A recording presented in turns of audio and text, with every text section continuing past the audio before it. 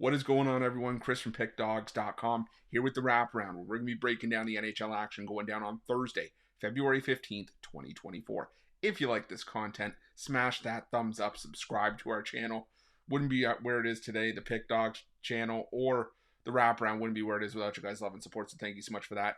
If you're looking for my best bets on the board, head to Pickdawgz.com, click the Premium Picks tab at the top of the page. Broke even yesterday, had an even day, 4-4, but still got plenty of action that I really like for today's card. Got some college hoops on the board. I'm going to have a couple of NHL plays as well. So definitely make sure that you're checking those out. You can also hop on a daily pass. You can make some profit heading into another loaded weekend of action. Or pair me up with one of your other favorite handicappers or any of your other favorite handicappers on our website for our multi-capper promotion. And remember to use the promo code PICK at checkout for 15% off your purchase. But that's later today. We're going to still have our morning show to talk about the action today, and we're going to be covering out all of our individual game previews as well. But here on the Wraparound, we know what you guys are here for. We're here to talk about a 12-game NHL card on Thursday. We swept the board yesterday. I said it on the morning show. I got ridiculed about it, but it's all love. I said, check out the Wraparound if you guys want. I said to parlay those 3 games up. Hope you guys checked it out, and we all had a nice payday. Now we can make some more money today, make some cold, hard cash on the ice. You guys know the drill. Are you ready? I'm ready. Let's get into it.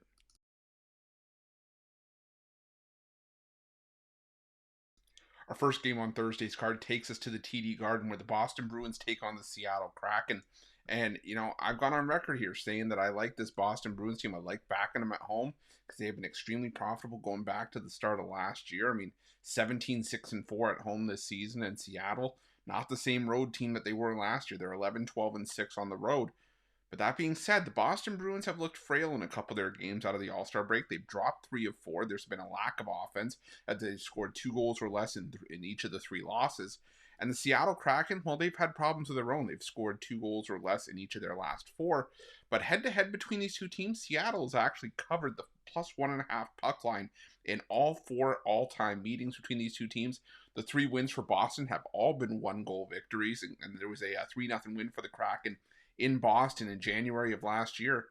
If it ain't broke, don't fix it. I'm going to take a shot here with the Kraken plus the 1.5. The Boston Bruins, they've been, like I said, solid at home, but there's been a lot of spots this year where they played a bunch of close games and games that have been decided late, and maybe some that needed overtime when maybe you wouldn't have thought they would need it. So I'm going to take a shot here on the Kraken plus the 1.5 in this one.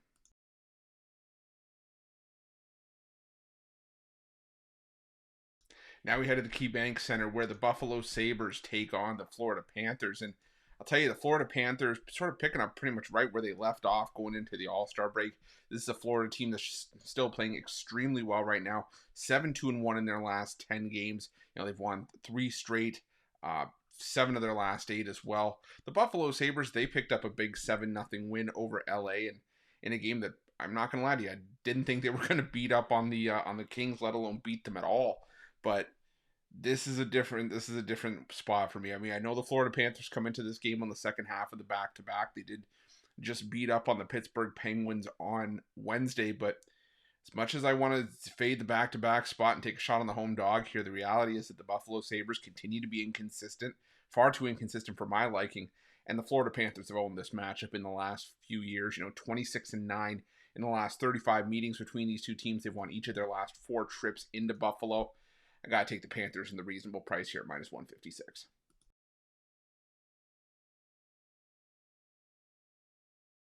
Now we head to the Prudential Center, where the New Jersey Devils take on the Los Angeles Kings. And, this is still a Los Angeles Kings team that I really have no desire in backing right now. It's crazy to say that I don't want to back them on the road considering the start to the year that they got off to, but we just talked about how the Kings got their teeth kicked in by the Buffalo Sabres. And even go back a little bit further, this is a team that's really struggled on the road. In their last 10 games alone, they played on the road 5 times and have gone 1-4 in those 5 road games. The New Jersey Devils, a team that I've had my issues with. I've called into question the goaltending, but the reality is in the last 3 games, even going just 2-1 with the one loss being a 1-0 loss to Carolina, the goaltending's been playing pretty well. They've allowed 1.3 goals per game in those 3 games. And they just beat the Kraken, they beat the Predators on the road, and now New Jersey goes back home where they've played some solid hockey this season. Not necessarily on the puck line, they've been brutal on the puck line at home, but I think on the money line they do enough here. a cheap price to fade the Kings, who just, like I said, do not look right now. So give me the Devils on the money line at minus 120.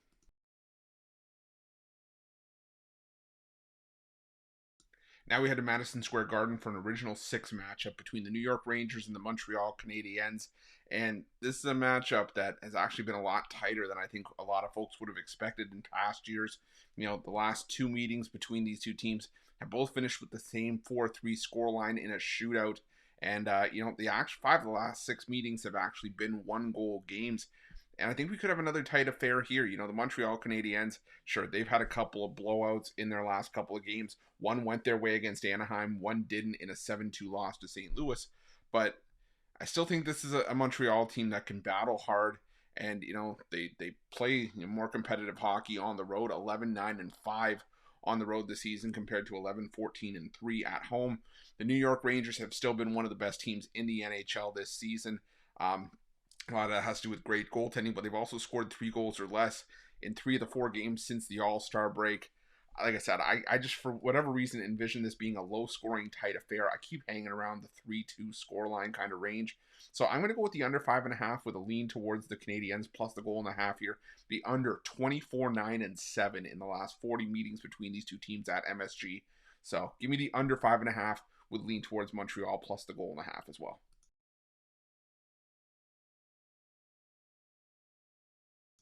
Now let's go to the Canadian Tire Center, where the Ottawa Senators take on the Anaheim Ducks. And I'd be lying if I ignored how well the Ottawa Senators are playing right now. I mean, the Ottawa Senators, they've won 4 straight going back prior to the All-Star break. In the 2 games since the break, at home, they've been playing extremely well, which has been the case pretty much all season long. 15-12-2 at home this season, but beating Columbus and Toronto by a combined score of 11-6. And now they take on an Anaheim team that really just can't get out of their own way right now. They lost 5-3 at home to Edmonton, which maybe was to be expected, but getting shut out on the road 5-0 by Montreal, maybe not so much. This Anaheim team has been able to surprise in some spots, but I don't think this is one of them. I think Anaheim gets a little bit unlucky here. I think Ottawa keeps it rolling. I'm going to take Ottawa to win this one in regulation at minus 140. Wouldn't be opposed to a puck line play either, but the payout on the regulation play isn't bad here. So give me Ottawa inside 60 minutes at minus 140.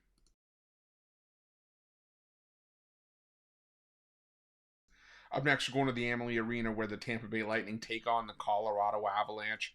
And, I went back and forth on this game because these are 2 of the better teams in the NHL, or at least 2 of the more well-respected teams in the NHL. But the thing for me in this one is that while the Colorado Avalanche are definitely a better team than what they've shown us in a lot of the recent games coming out of the All-Star break, with them finally snapping that 4-game losing streak with a 6-3 win over Washington last time out, kind of think this Colorado team may be getting a little bit road weary. Still 1-4 in their 5 games on this East Coast road trip. And I just think that while a win over Washington is nice, I was trying to hop on a lot of those favorable prices against Colorado, thinking that, hey, these are prices we don't see all that often. Maybe, we're getting some value here, but maybe it's because the Colorado Avalanche should have been in those spots, or priced that way in those spots. Maybe they just, like I said, were the lesser team in those matchups. I think they could be here. The Tampa Bay Lightning, they've had their ups and downs this season, but there's no doubt they've been much more effective at home. 17-5-3 the Lightning are at home this season, and Colorado, a losing record on the road, 13-12-4. So basically 13-16 this season away from the Ball Arena. So I think Tampa Bay takes this one. I think we're getting them at a decent price here. I'm going to take the Tampa Bay Lightning on the money line at minus 115.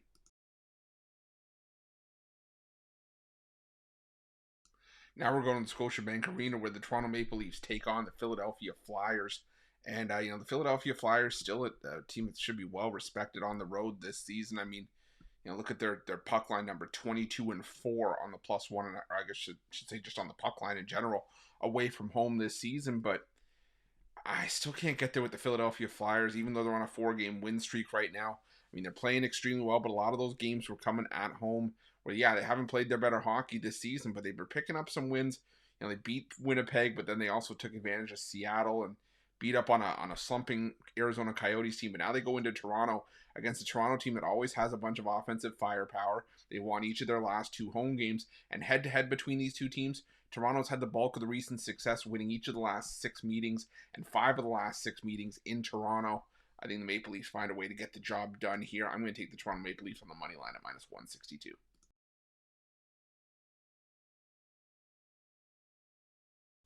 Now we head to the Enterprise Center where the St. Louis Blues take on the Edmonton Oilers, and the Oilers, well, they got a nice bounce back win. They were shut out by the Kings, then came back and beat the Red Wings 8-4.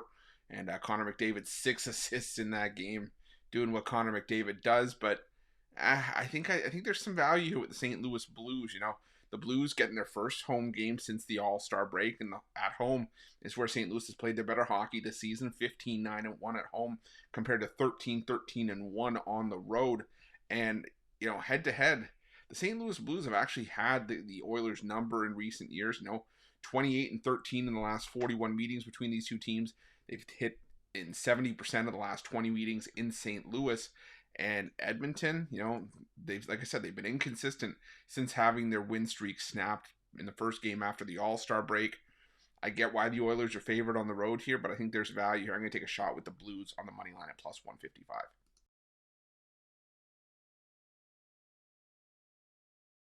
Now we head to a Central Division matchup between the Nashville Predators and the Dallas Stars. And, you know, the Nashville Predators continue to be hit and miss in some spots.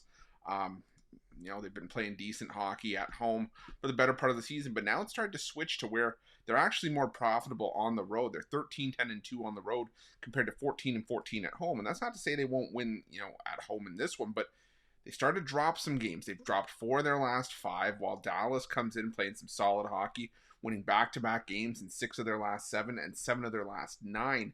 Now, Nashville has won each of the last 2 meetings between these two teams in Dallas this season, but the road team has won 3 straight and 4 of the last 5. I think the Dallas Stars here are still favored for a reason on the road. I simply think they're the better team here. I think they have the edge in pretty much every facet of the game here. So give me the Dallas Stars on the money line at minus 138. Lean towards the under as well, but I think Dallas on the money line is a better play here.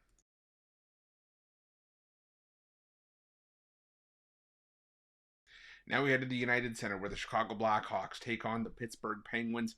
Penguins obviously coming into this game on the back-to-back after getting their butts kicked by the Florida Panthers on Wednesday. But you know, the Pittsburgh Penguins continue to struggle. You know, 2 goals or less in each of the last 3 games, all losses. You know, a couple of those on the road at the hands of the Winnipeg Jets and the Minnesota Wild. And, you know, they even have a 3-0 win over the Winnipeg Jets. Like I said, it's been 3 goals or less in each of their last 10.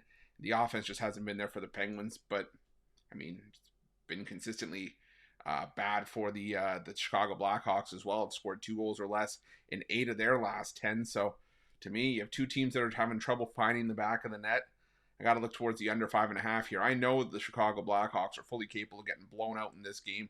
I think they could get blown out in this game, still come under the total 5.5. That's how bad the offense has been. Look for these 2 teams to muck around for a full 60 minutes. Not expecting goals in this one. There's far better games on the board, but if you'll need to bet this one, I'm taking the under 5.5.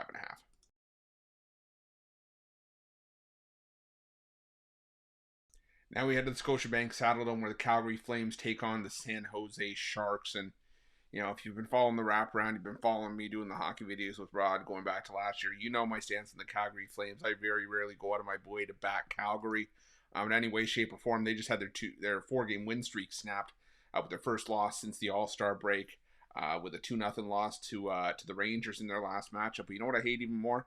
Losing money just backing the San Jose Sharks in any way, shape, or form.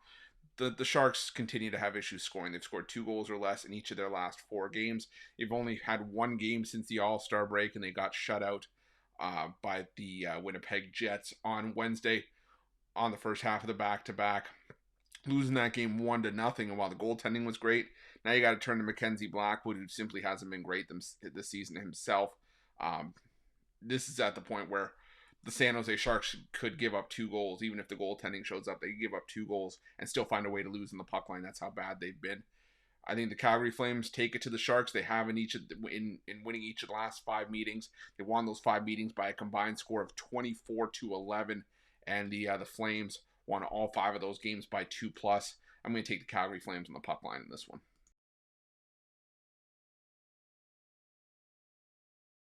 And our final game on Thursday's card takes us to Rogers Arena, where the Vancouver Canucks take on the Detroit Red Wings in what I actually think is one of the games of the night.